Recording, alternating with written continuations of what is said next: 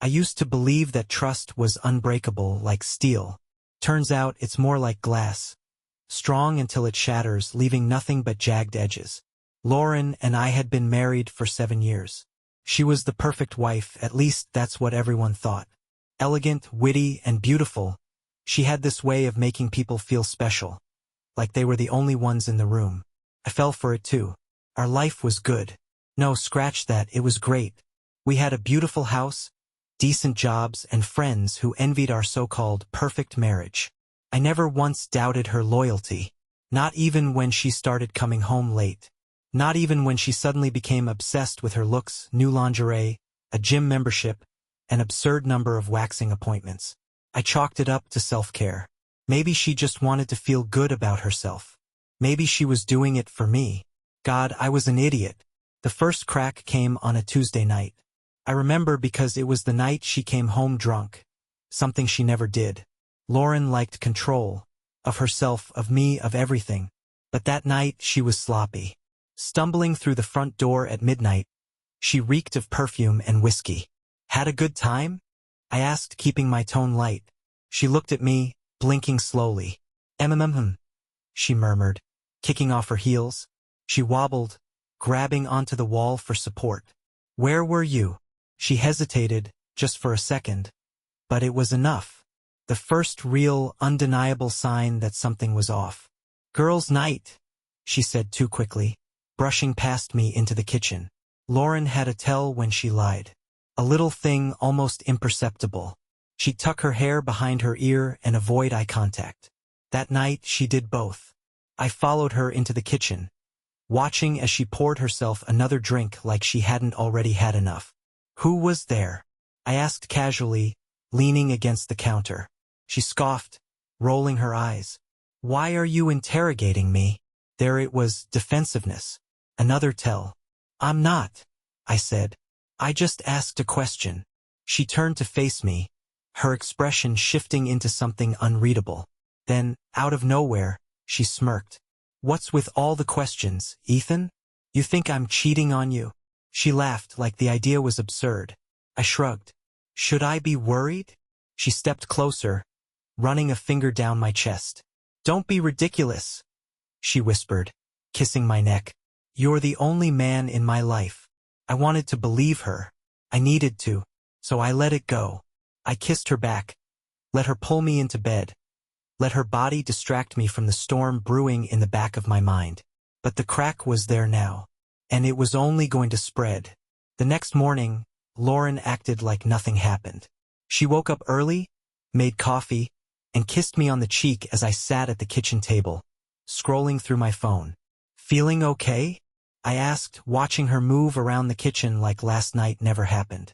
She smiled, fresh and put together. Not a single trace of the drunken mess she was just hours ago. Yeah, just had a bit too much wine.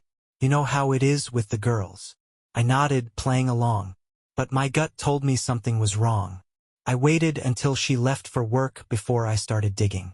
Not because I wanted to be that guy, the paranoid husband, but because something inside me told me I had to. Her phone was locked, of course. She used to share her passcode with me, but a few months back, she suddenly changed it. Said it was for privacy. Privacy, right? I grabbed my laptop instead and logged into our shared phone account. Call logs, text records, data usage, I had access to all of it. It didn't take long to find the number. A single contact, appearing over and over again. Late at night, early mornings, calls that lasted an hour or more. No name, just a number. My pulse quickened as I copied it down and plugged it into a search engine. No hits, so I tried something else. I called it. The phone rang 3 times before a voice answered. A deep, familiar voice. Hello. I nearly dropped my phone. It was my father. My breath caught in my throat. I gripped the phone so tight my knuckles turned white. Hello. My father's voice came again, slightly impatient. I couldn't speak. My mind was scrambling, trying to come up with some kind of logical explanation. Maybe it was a coincidence. Maybe Lauren had been calling him about something innocent. But why? They were never particularly close. I forced myself to speak. Hey, Dad. There was a pause. Ethan? His tone changed immediately, shifting from neutral to something guarded. "Why are you calling from a different number?" My heart pounded so hard I could hear it in my ears. I hadn't thought this through. "Oh, I dialed by accident. I lied." My mouth suddenly dry. Another pause. "Oh, well, how's everything?" Everything? Everything was fucked. I swallowed, trying to keep my voice steady. "Fine. Just busy with work." "Good, good." He sounded almost relieved. I had to get off the phone before I lost it. "All right, well, I'll talk to you later." "Yeah, sure," he said quickly. Too quickly. "Take care, son." I hung up and just sat there, my hands shaking. No, this couldn't be happening. But it made sense, didn't it?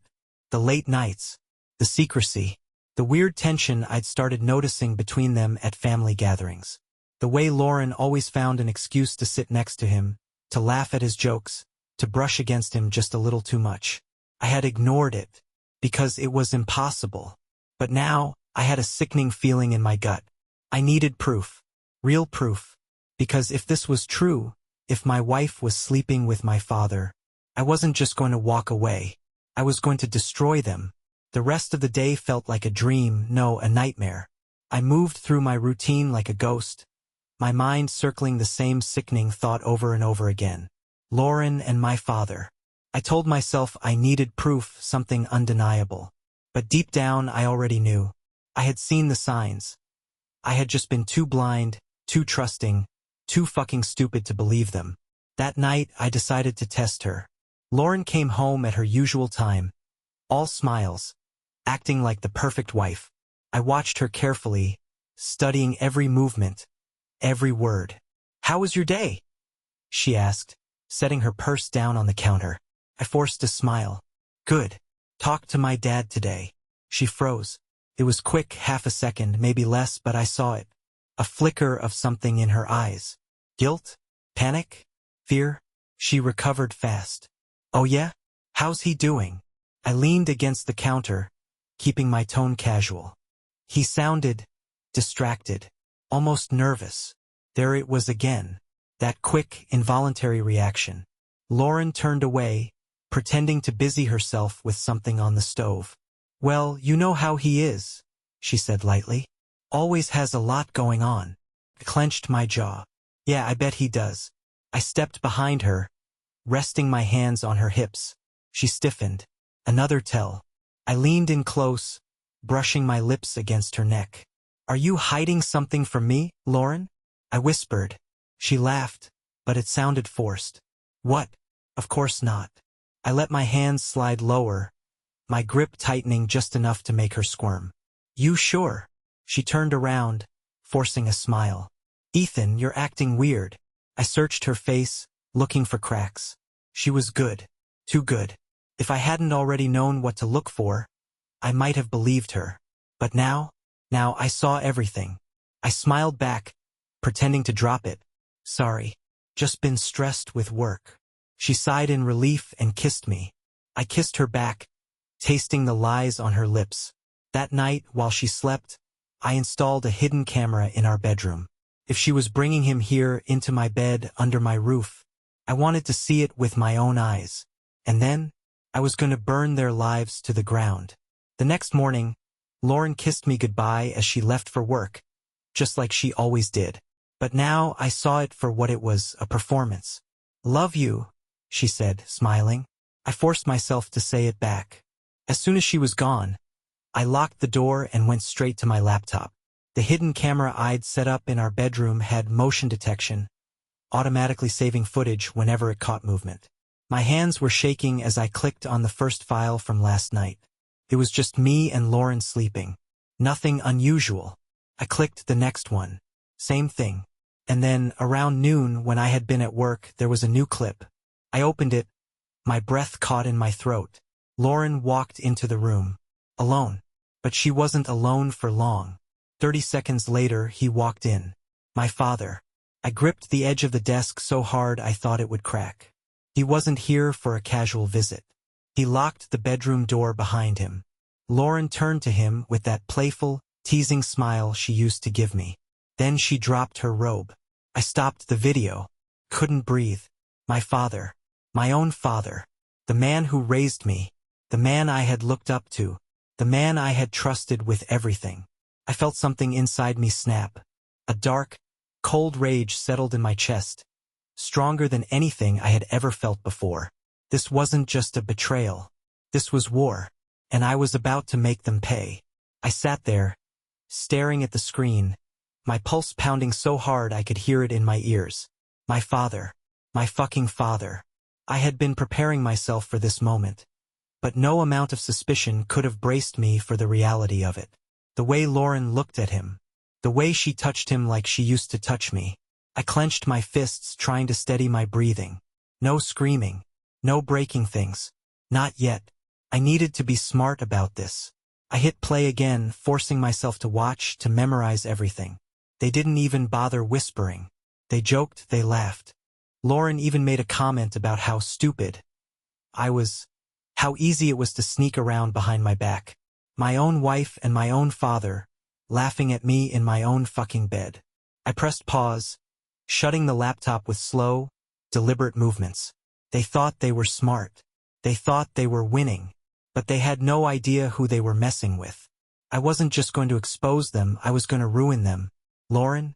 She was about to lose everything. My father? His entire world was going to collapse around him. I opened my phone and started making calls. First, a lawyer. Then, a private investigator. And then I called my mother. Because if I was going to burn their lives to the ground, I wanted her to light the first match. The phone rang twice before my mother picked up. Ethan. Hey, sweetie, she said, her voice warm as always. She had no idea her entire world was about to be shattered.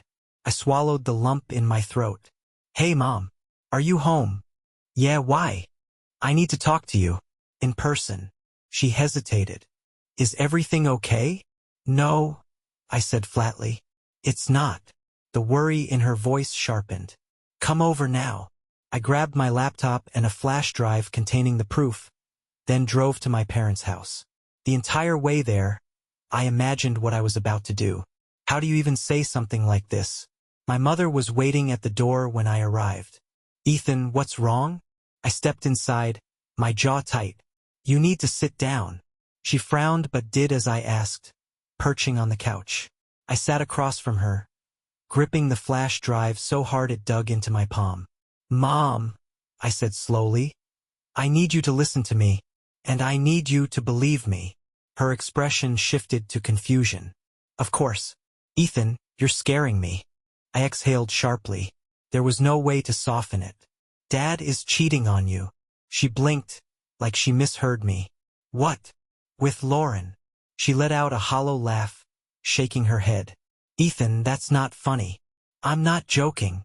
Her smile faltered. That's ridiculous. Your father would never.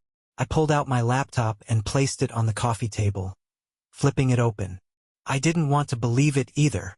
Her eyes flicked to the screen, then back to me. Ethan, what is this? Proof.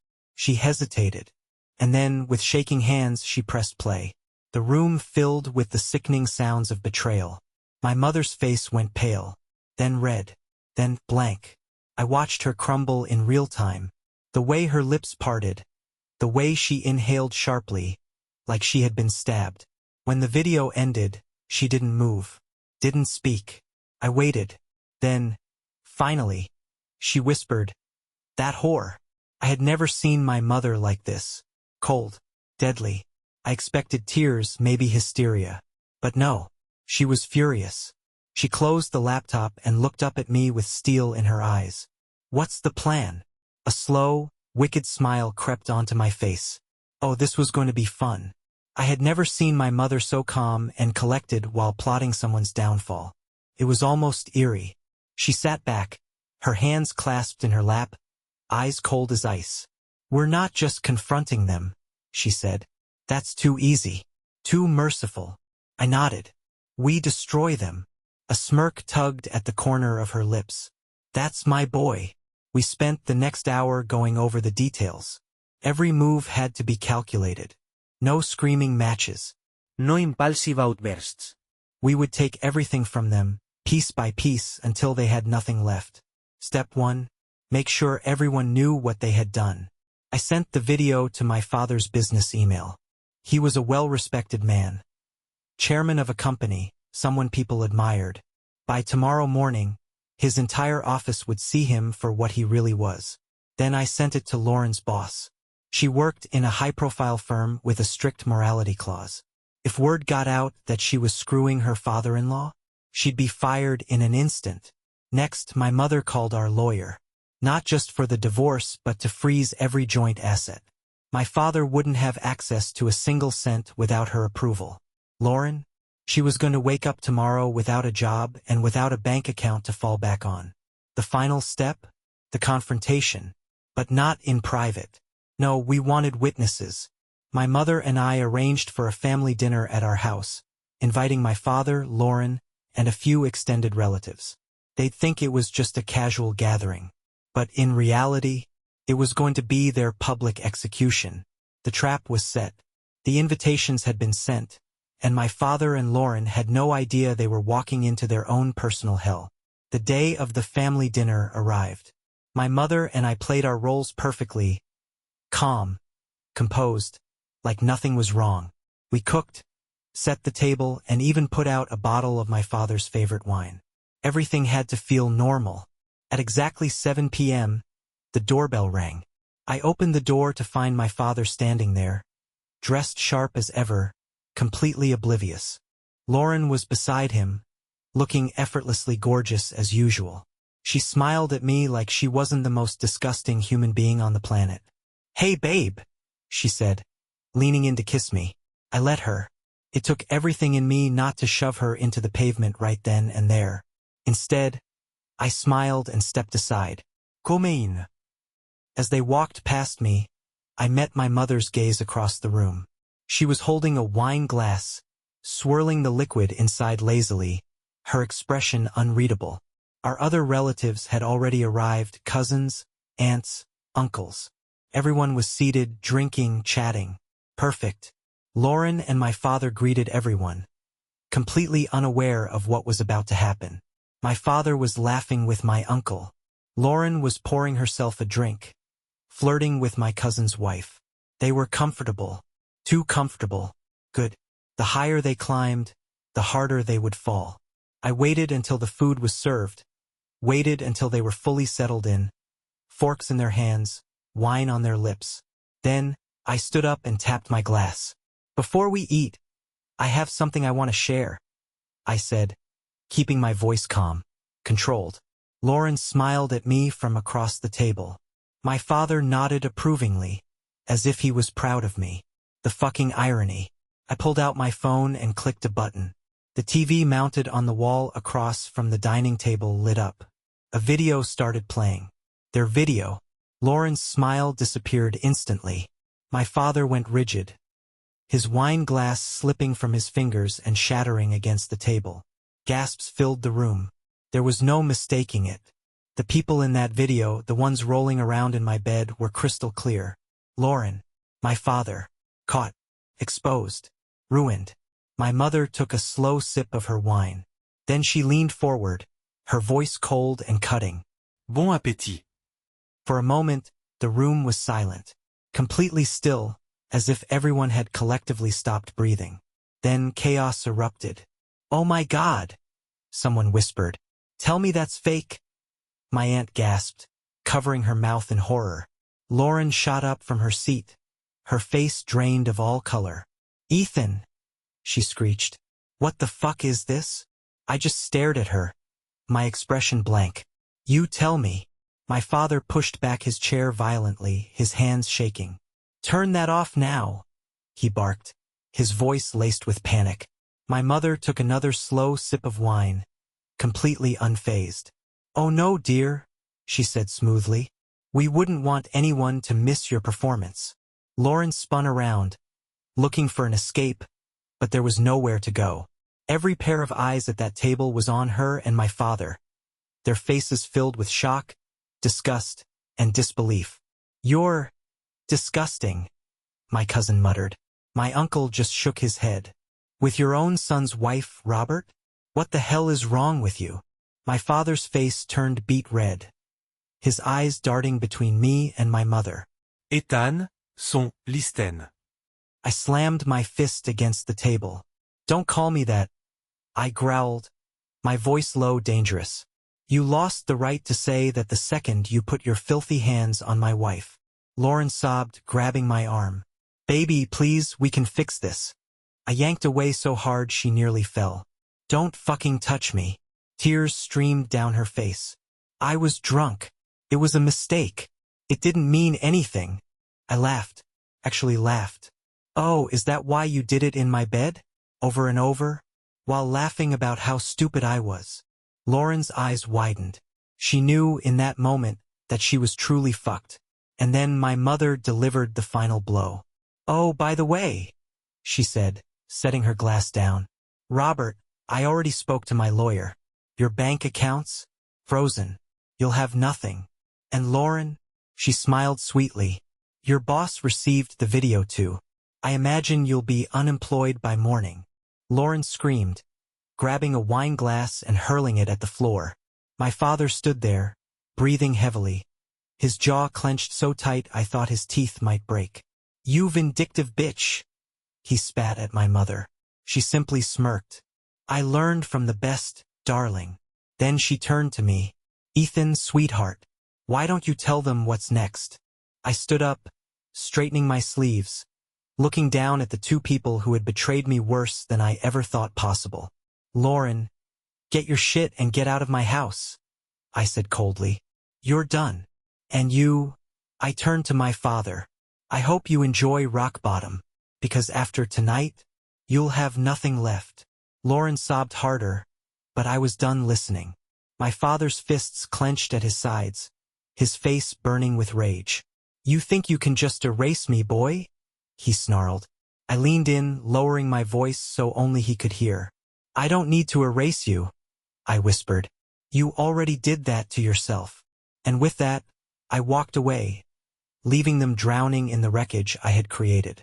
Lauren collapsed onto the floor, sobbing. Ethan, please, just let me explain. I pointed to the door. Get out. She shook her head frantically. Where am I supposed to go? I smiled. Try his house. Lauren turned to my father, desperate. Robert.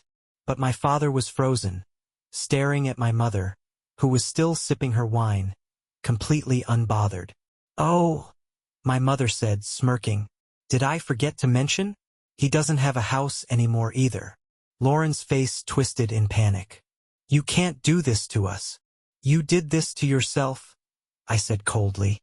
She hesitated, then screamed, knocking everything off the table in a final tantrum before running out the door. I exhaled. One down. I turned to my father. His real punishment was just beginning. With Lauren gone, the room was eerily quiet. My father stood there, shaking with rage, but not making a move. You think this is over? He spat, his voice low and venomous. You think you've won? I walked toward him slowly, the weight of everything I had to say finally catching up to me. I didn't want to do this, Dad, I said, my voice steady. But you gave me no choice. His jaw tightened. You'll regret this, Ethan. You'll see. You'll never be able to look at me the same way again. I shook my head. I stopped looking at you like a father a long time ago. His eyes flared. You think you can just destroy me and walk away? I already have, I said quietly. With that, I turned my back on him and walked out, knowing the last piece of this twisted puzzle had fallen into place. I left him standing there, seething, humiliated in front of everyone. But I wasn't done yet. I walked past the table, past the stunned faces of my family, and straight to the front door. I opened it wide and turned back to face my father. Get out. His nostrils flared. Ethan. I cut him off. You don't live here anymore. Mom's filing for divorce. Your bank accounts? Frozen. Your company? They saw the video before dinner even started. By morning, your reputation will be gone. Panic flashed in his eyes. You can't do this to me. I already did. He turned to my mother, his last chance at mercy. You wouldn't. She smiled coldly. Watch me. He hesitated, then grabbed his coat, shoving past the guests as he stormed out. The second the door slammed shut, my mother raised her glass. To new beginnings. And just like that, my father ceased to exist in our world. The aftermath was beautiful. By morning, my father's company had forced him to resign. The board didn't want a scandal tied to their name. His colleagues, men who once respected him, now avoided him like a disease. Lauren? She lost her job, too. Turns out, companies don't want an employee whose affair with her father-in-law is public knowledge. By the end of the week, they were both broke, disgraced, and abandoned. Lauren tried calling me, voicemails filled with sobs and apologies. I didn't listen. I just deleted them. My father never reached out. He knew better. Mom and I, we were fine. Better than fine. And as I watched the two people who betrayed me lose everything, I realized something. Revenge wasn't just satisfying. It was justice. A month later, I sat in my mother's new house, watching her sip wine, more relaxed than I had ever seen her. You don't regret it? I asked. She smirked. Not for a second. Neither did I. Lauren had disappeared from my life completely. Last I heard, she was living in a tiny apartment, struggling to make ends meet. My father, a washed-up man, alone, jobless, and drowning in his own shame. Good. As for me, I was free. Free from lies, free from betrayal. And for the first time in a long time, I smiled. Because this wasn't the end. It was just the beginning.